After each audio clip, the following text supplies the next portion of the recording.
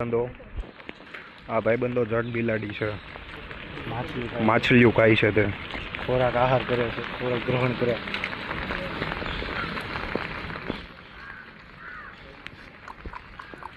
અને આ છે તે તેના ભાઈબંધો આવ્યો છે ખબર કાઢવા.